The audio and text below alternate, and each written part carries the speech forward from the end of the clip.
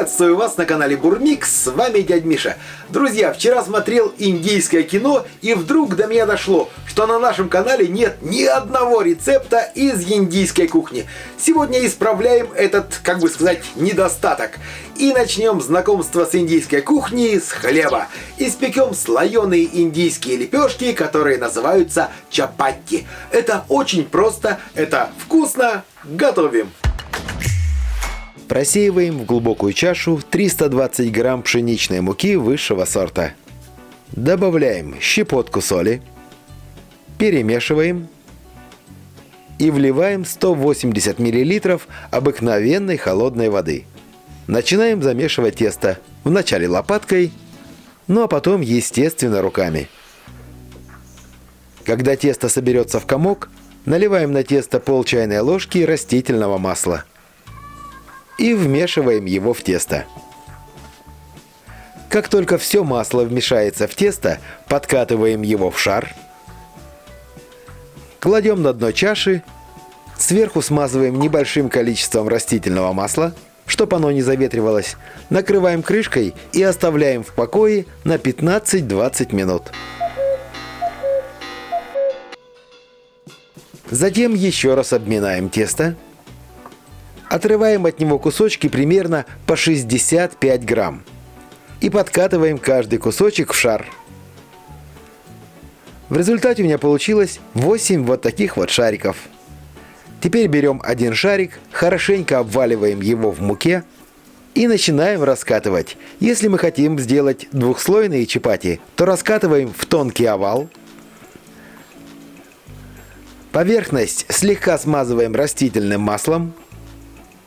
Прижимаем вот таким образом по центру и складываем пополам. Еще раз присыпаем мукой и теперь уже раскатываем в тонкую лепешку. Вот такая тоненькая лепешка должна получиться. А если мы хотим, чтобы у нас в чапати было 3 слоя, то поступаем следующим образом. Опять-таки шарик присыпаем хорошенько мукой и раскатываем его в тонкий круг. Вот такой толщины должна получиться лепешка. Смазываем поверхность растительным маслом. Складываем лепешку пополам. Опять смазываем растительным маслом. Снова складываем пополам. Получается вот такой треугольник. Присыпаем еще раз мукой и раскатываем в тонкий пласт.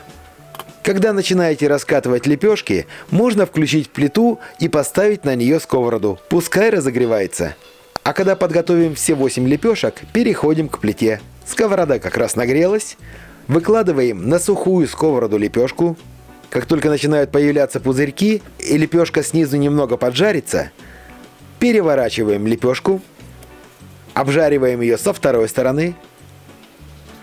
Как только подрумянится со второй стороны, еще раз переворачиваем и смазываем сверху растительным маслом. Если вы не веган, то можете смазать сливочным маслом. Будет вкуснее. Теперь делаем все быстро.